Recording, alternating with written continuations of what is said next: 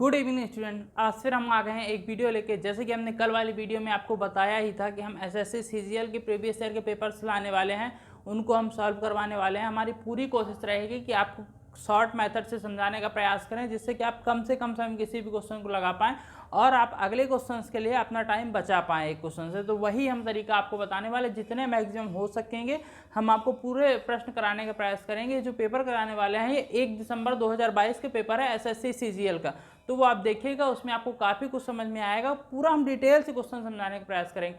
जैसे कि आज हम फर्स्ट क्वेश्चन ही लेके, और अभी तक हमारी आपने डिटेल्ड वीडियो नहीं देखी है, साधारण बैच पे है, हमारी चक्रवृद्धि बैच पे है, दोनों की हम इधर पे बता रहे हैं। ये वाली वीडियो हमारी जो है ये आप देख लीजिएगा, इसमें आपको काफ़ी कुछ समझ में आएगा। उसमें अंदर फुल डिटेल से बताया हुआ, कोई भी कॉन्सेप्ट किसी भी एग्जाम का, किसी भी कॉम्पिटेटिव एग्जाम का है, आप आसानी से उस तरीके को यूज़ करके क्वेश्चन को कर सकते हैं। जैसे कि देखिए, वैसे ही हम एक क्वेश्चन लेके आए, फर्स्ट क्वेश्चन है, इसको भी आपको सॉल्व करना है। क्या दिया, आयत की लंबाई और चौड़ाई में क्रमशः 8% और 5% की वृद्धि कर दी जाती है, तो आयत के क्षेत्रफल में कितने % की वृद्धि हो। सिंपल कॉन्सेप्ट है। आप आयत तो सभी को ही जानते होंगे, सभी को ही जानते होंगे ना।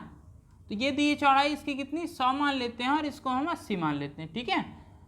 एवरेज हमको जब नंबर नहीं दिया तो हमको ऐसे मान लेना है ना, क्योंकि एग्जैक्ट सेम तो हो नहीं सकती, तो हम क्या लगभग मान लेंगे। अब देखिए करना क्या है इसमें कि सिंपल करेंगे। पहले हम पहले वाले आयत के लिए, मतलब ये नॉर्मल आयत था, अब दूसरे आयत के लिए दो आयत हमको अलग अलग निकालना है। तो दूसरे आयत के लिए क्या होगा, इसका 100 में यदि हम ये हमारी चौड़ाई में 100 में करेंगे तो 105 आ जाएगा, और इसका क्या करेंगे, इसमें 8 करेंगे तो कितना हो जाएगा, सॉरी इसमें हम कर सकते हैं, आगे पीछे बढ़ा सकते हैं। तो 80 में यदि हम 5 करेंगे तो 84 आ जाएगा, और इसका जो हो जाएगा हमारा 108 हो जाएगा। ये हो जाएगा हमारा नया रेशियो। तो आयत का जो क्षेत्रफल होता है, आपको फॉर्मूला पता ही होगा, लंबाई गुणे चौड़ाई। पहले वाले के लिए हम निकालते हैं, फर्स्ट वाले के लिए 80 गुणे 100 हो जाएगा, तो क्या हो जाएगा हमारा 8000 हो जाएगा। क्लियर। दूसरे वाले के लिए हम निकालते हैं सेकंड आयत के लिए, तो हो जाएगा 84 गुणे 108 हो जाएगा, तो इसका हो जाएगा 9072। इनका डिफरेंस क्या है हमारे पास, 1072 इनका डिफरेंस है ना। अंतर इनका क्या है, डिफरेंस। तो वही आपको वो निकालना, बस प्रतिशत निकालना। प्रतिशत कैसे निकालते हैं, जो डिफरेंस आया हो बटे में टोटल हमको कितना आ रहा था 8000, कितने प्रतिशत वृद्धि वो निकालना है ना, और गुणे में 100 कर देते हैं। सॉल्व करेंगे 2 0 2 0 कैंसिल हो जाएगा, 8 से करेंगे तो 8 80 हो जाएगा, 8 का मान 8 3 24, 8 6 32, 134 हो जाएगा। 10 से इसको करेंगे तो क्या आ जाएगा 13.4, इसका आंसर हो जाएगा। ये सिंपल क्वेश्चन था, मतलब कितने प्रतिशत की वृद्धि हुई है, 13.4% की। इतना आसान क्वेश्चन था, बस आपको कॉन्सेप्ट लगाना था और इजी तरीके से आप कम से कम समय में क्वेश्चन को आप कर सकते थे। अब हम बताने वाले आपको सेकंड नंबर क्वेश्चन, जो अलग टॉपिक पे होगा। हम बताने का प्रयास करेंगे कम से कम समय में किसी क्वेश्चन को किस तरह से करेंगे, क्या कॉन्सेप्ट लगाएंगे, किस तरह से आप बड़ी आसान तरीके से करेंगे। ये हमारा सेकंड नंबर क्वेश्चन है। बस आपको कॉन्सेप्ट समझना है, आसान, बहुत आसान क्वेश्चन। देखने में तो काफ़ी बड़ा लग रहा है, लेकिन है बहुत ही सरल। ट्रिग्नोमेट्री पे डिपेंड है पूरा क्वेश्चन, त्रिकोणमिति पे आधारित क्वेश्चन है। बहुत ही आसान क्वेश्चन, जिसको ट्रिग्नोमेट्री बेसिक्स भी आती है तो वो इस क्वेश्चन को बड़ी आसान तरीके से लगा। करना क्या, पहले आपको बोला एक समकोण त्रिभुज PQR है, ठीक है। क्या है, समकोण त्रिभुज PQR है, कोई समकोण त्रिभुज है। अब देखिए बोला Q समकोण है, मतलब ये Q हो गया हमारा। अब बचा PR, तो हम ऐसे दे देते PR नाम। अब आगे बढ़ते हैं, है ना, हमने लगभग दे दिया, एग्जैक्ट नहीं। मतलब भुजा PR की लंबाई 17 इकाई, PR की 17 इकाई हो गए। ओके, आगे बढ़े हम, तो आधार QR देखिए एग्जैक्टली आपका आ ही गया है कि आधार QR है अपना। आधार QR की लंबाई 8 इकाई है। आगे बढ़ेंगे तो भुजा PQ की लंबाई 15 इकाई है। सेट हो गया हमारा। क्या बोला, एंगल RPQ, मतलब RPQ ये क्या दिया, मतलब ये एंगल है अल्फा आपका, ठीक है। तो sign alpha plus cos alpha की मान क्या, बहुत सरल क्वेश्चन है, आसान तरीके से आप कर सकते हैं। एक कॉन्सेप्ट आपको पता होगा, यदि हमने ये एंगल लिया है तो ये हमारा होगा लंब और ये होगा हमारा आधार। ये चीज क्लियर करिएगा आप। जब हम इस एंगल को लेते तब ये हमारा लंब होता और ये आधार होता। आधार और लंब एक्सचेंज होते हैं, है ना, तो ये ध्यान रखिएगा जरूर ये कॉन्सेप्ट। इसीलिए इस क्वेश्चन में कंफ्यूजन के लिए दिया, जिसको क्लियर नहीं होगा ये कॉन्सेप्ट तो कंफ्यूज हो जाएगा, वो पक्का है। तो जो हमारा कॉन्सेप्ट होता है ट्रिग्नोमेट्री का, क्या होता है, लाल बटे कक्का। कई लोगों को पता होगा, और इंग्लिश में क्या बोलते हैं, परपेंडिकुलर बेस PBP HHB, ये है ना, perpendicular base, perpendicular hypotenuse, hypotenuse base, ये होता है दोनों तरीके, इंग्लिश और हिंदी में। ट्रिग्नोमेट्री जो रेशियो होते हैं ना, इसमें तो सबको पता होगा, ये फर्स्ट वाला साइन का होता है, सेकंड, ये इसके लिए हमने प्रॉपर एक वीडियो बनाई हुई है, आप जाके चैनल पे देखिएगा, आपको काफ़ी कुछ उसमें समझ में आएगा। देखिए करना क्या, इसमें बोला sine alpha cos alpha, simple value किसकी, sine alpha plus cos alpha. अब हमने बता दिया आपको जो नया इसके हिसाब से हमको लेना है, ये हमारा लंब होगा, ये आधार होगा। क्या लिखा है, एल फॉर लंब, के फॉर कर्ण, तो साइन का फर्स्ट वाला लंब बटे कर्ण हमारा होगा। तो लंब बटे कर्ण की वैल्यू यदि हम रखते हैं, लंब है हमारा क्या 8 और कर्ण है हमारा 17, मतलब 8/17 साइन अल्फा हो गया, प्लस कॉस अल्फा, कॉस क्या होता है, आधार बटे कर्ण, आधार बटे कर्ण 15/17। सॉल्व कर दीजिए, आगे 17 एलसीएम आएगा, ऊपर का सेम 15 5 20 3 23, 23/17 इसका आंसर हो जाएगा। इतना आसान क्वेश्चन था, केवल आपको थोड़ा सा ध्यान लगाना था, बहुत आसान क्वेश्चन क्या आना चाहिए। तो देखने में काफ़ी बड़ा था लेकिन बहुत सरल क्वेश्चन था, बस आपको कॉन्सेप्ट यदि बेसिक आपको पता है ट्रिग्नोमेट्री की तो बहुत ही आसान तरीके से आप क्वेश्चन को कर सकते थे।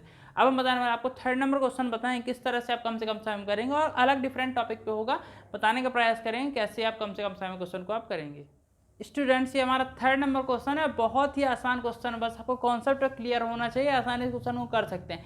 ये एक वृत्त पे आधारित क्वेश्चन है, बहुत ही आसान क्वेश्चन। देखिए करना क्या, इस पे बोल रहा है दो वृत्तों की परिधि क्रमशः, एक वृत्त की 198, एक की 352, मतलब उनकी त्रिज्याओं के मध्य अंतर कितना। इतना सरल क्वेश्चन की सोच भी नहीं सकते आप।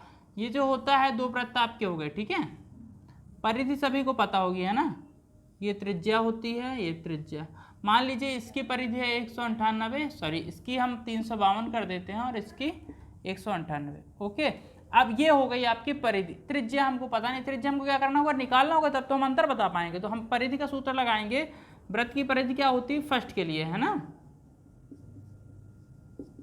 ये हमारा फर्स्ट है और ये सेकंड है, ठीक है। वृत्त की परिधि होती है 2πr। आगे सॉल्व कर, वृत्त की परिधि पहले वाले के लिए हमको क्या दी हुई है 198, तो 198 बराबर 2 × 22/7 × r। सॉल्व करेंगे तो ये आ जाएगा r बराबर हमारा 198 दो भाग में आ जाएगा, ये 7 गुणे में आ जाएगा, मतलब 7/22 हो जाएगा। सॉल्व करेंगे इसको तो 2 से कटेगा ये, तो 2 1 कम 2 आ जाएगा, कितना 2 1 कम 2 आ जाएगा, सॉरी 2 नाम 18 आ जाएगा, 2 नाम 18 आ जाएगा, 11 से कट के 11 दूनी 22, 11 99, 963/2 आएगा, कितना 63/2। या इसको सॉल्व करते हैं तो कितना आ जाएगा, 2 3 6 आ जाएगा, और 2 1 कम 2 31.5 आ जाएगा। इसका मतलब पहले की त्रिज्या कितनी आ गई आपकी 31.5। अब दूसरे के लिए हमको निकालेंगे ऐसे, दूसरे के लिए क्या करेंगे, यही सेम चीज़ तो करेंगे 352 और बराबर 2 × 22/7 × r रेडियस हो गया।